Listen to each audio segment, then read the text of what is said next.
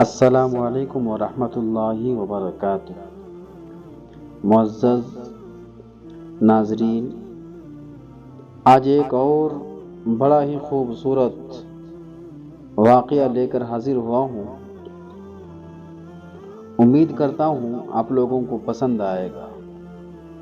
اگر یہ ویڈیو آپ کو پسند آتا ہے تو برائے کرم چینل کو سبسکرائب کریں، ویڈیو کو لائک اور شیئر کریں۔ آج کا واقعہ ہے قارون مال سمیت غرق ہو گیا۔ واقعہ سماعت فرمائیں۔ قارون بن یسہر ابن قاہت بن لاوی بن یعقوب بن اسحاق بن ابراہیم علیہ السلام حضرت سیدنا موسیٰ علیہ السلام کا چچا زاد بھائی تھا۔ وہ توریت کو دل سے پڑھتا تھا اور حضرت سیدنا موسیٰ علیہ السلام کے ساتھ منافقت کرتا تھا، جس طرح کہ سامری نے آپ سے منافقت کی۔ قارون فرعون کا عامل تھا۔ وہ حضرت سیدنا موسیٰ علیہ السلام کو ہر وقت اذیت دینا چاہتا تھا، جبکہ آپ قرابت داری کی وجہ سے اس کا خیال رکھتے تھے۔ ایک دن کا ذکر ہے جب زکوٰۃ کا حکم والی آیت نازل ہوئی کہ ہر 1000 دینار پر 1000 دینار اور ہر 1000 درہم پر 1 درہم زکوٰۃ فرض کیا گیا۔ ان کے لیے حکم یہ تھا کہ وہ اپنے مال کا 1/4 حصہ زکوٰۃ ادا کریں۔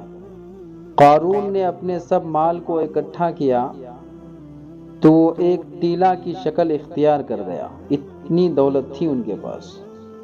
جب اس کو مال زیادہ دکھائی دیا تو بخل کی وجہ سے وہ زکوٰۃ دینے سے رک گیا۔ قارون کے خزانے کی چابیاں 60 اونٹ اٹھاتے تھے۔ ہر خزانہ کی ایک چابی تھی اور چابی 1 انگلی کی مقدار تھی۔ اس سے آپ اور ہم اندازہ لگا سکتے ہیں کہ اس کے پاس کتنا مال و اسباب تھا۔ قارون نے بنی اسرائیل سے کہا کہ حضرت موسیٰ علیہ السلام تمہارا مال لینا چاہتے ہیں۔ بنی اسرائیل نے قارون سے کہا کہ تو ہم میں سے بڑا مالدار ہے، جو کچھ تو کرنا چاہتا ہے ہم بھی اس میں شریک ہیں۔ تو قارون نے کہا کہ تم میرے پاس فلاں زناکار عورت کو لے آؤ جو حضرت موسیٰ علیہ السلام پر زنا کی تہمت لگائے۔ اس زانی عورت کو میرے پاس لے کر آؤ۔ اللہ اکبر۔ قارون نے 1000 دینار اس فاحشہ عورت کو دیتے ہوئے یہ کہا کہ تو نے حضرت موسیٰ علیہ السلام پر تہمت لگانی ہے اور کہنا ہے کہ حضرت موسیٰ علیہ السلام نے میرے ساتھ زنا کیا ہے اور میں اس کی وجہ سے حاملہ ہو گئی ہوں۔ قارون نے تمام لوگوں کو جمع کیا اور وہ دن بنی اسرائیل کے لیے عید کا دن تھا۔ قارون نے حضرت موسیٰ علیہ السلام سے کہا کہ آپ ہمیں وعظ و نصیحت اور ڈر کی باتیں سنائیں۔ تو حضرت موسیٰ علیہ السلام نے لوگوں سے وعظ فرمایا۔ آپ نے دوران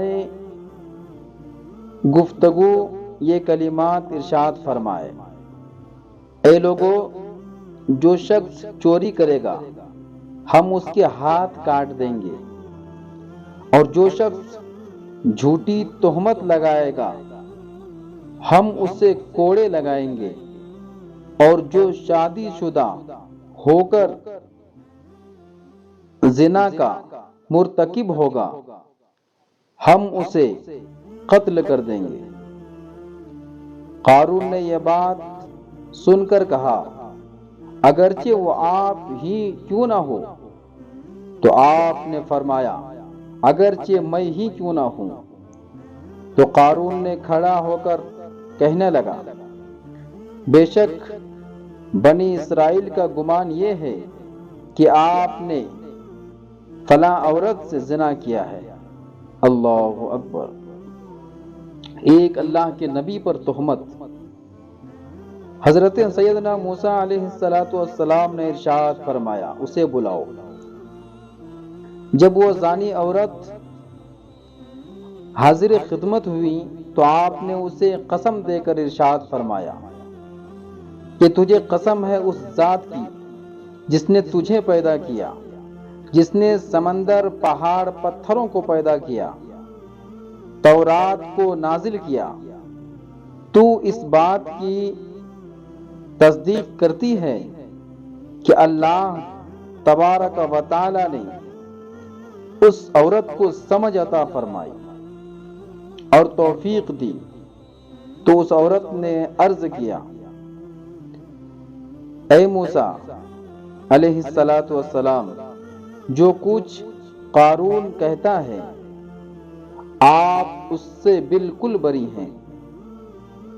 قارون نے مجھے 1000 دینار اس غرض سے دیے کہ میں اپنی طرف نسبت کرتے ہوئے آپ پر جھوٹی تہمت لگاؤں۔ میں اللہ تعالیٰ سے ڈرتی ہوں کہ میں اس کے رسول حضرت موسیٰ علیہ السلام پر جھوٹی تہمت لگاؤں۔ عورت کی بات سن کر حضرت موسیٰ علیہ السلام سجدے میں گر گئے اور روتے ہوئے عرض کیا، اے میرے رب، اگر میں تیرا سچا نبی ہوں تو مجھ پر کرم فرما۔ اللہ تبارک و تعالی نے حضرت موسیٰ علیہ السلام کی طرف وحی فرمائی۔ اللہ تبارک و تعالی نے وحی بھیجی اور ارشاد فرمایا، اے موسیٰ، میں نے زمین کو تیرے فرمان کے تابع کر دیا ہے، تو اس کو حکم دے جو کچھ آپ چاہتے ہیں۔ حضرت سیدنا موسیٰ علی نبی جنا علیہ السلام نے ارشاد فرمایا،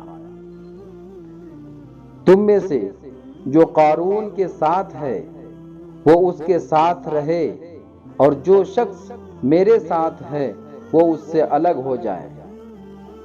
یہ سن کر سارے لوگ قارون سے سوائے 2 آدمیوں کے جدا ہو گئے۔ حضرت سیدنا موسیٰ علی نبی جنا علیہ السلام نے زمین سے ارشاد فرمایا کہ اے زمین ان کو پکڑ لے۔ زمین نے ان کو دبوچ لیا، یہاں تک کہ وہ زمین میں پیٹ تک دھس گئے۔ وہ حضرت سیدنا موسیٰ علی نبی جنا علیہ السلام کے سامنے آہوزاری کر رہے تھے۔ پھر آپ نے زمین کو حکم دیا کہ ان تینوں کو پکڑ لے۔ زمین کے اندر مزید وہ دھسنا شروع ہو گئے اور گردن تک دھس گئے۔ ساتھ ہی ساتھ وہ تینوں حضرت موسیٰ علی نبی جنا علیہ السلام سے عاجزی و انکساری کے ساتھ معافی طلب کر رہے تھے،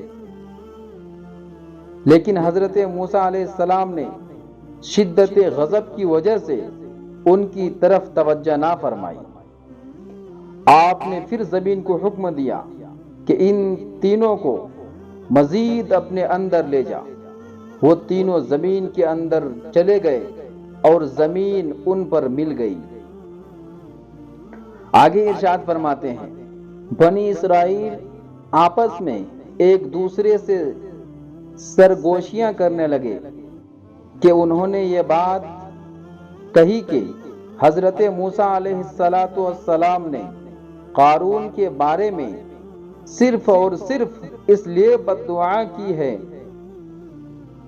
تاکہ اس کے گھر اور مال کے وارث خود بن جائیں۔ اللہ اکبر۔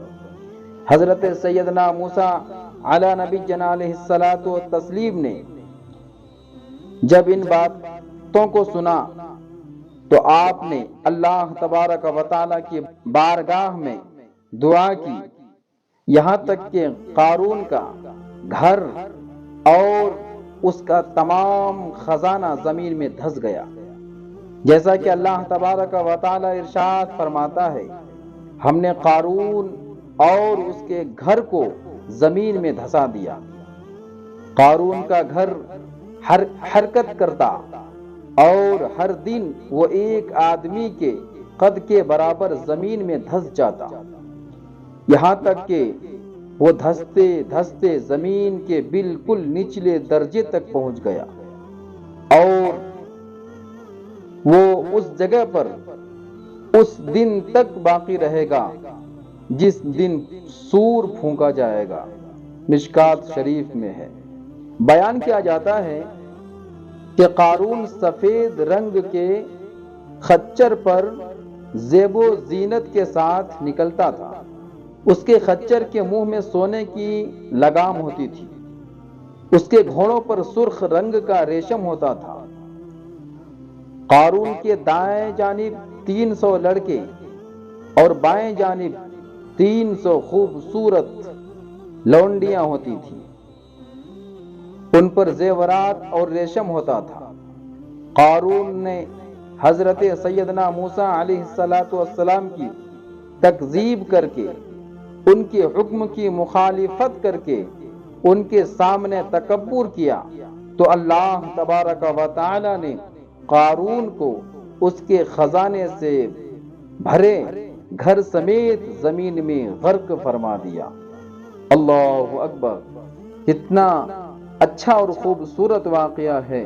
میں اللہ تبارک و تعالی کے بارگاہ میں دعا گو ہوں، اللہ تبارک و تعالی ہم سب کا خاتمہ ایمان پر عطا فرمائے، ہم سب کو خاتمہ بالخیر عطا فرمائے، آمین۔ السلام علیکم ورحمۃ اللہ وبرکاتہ۔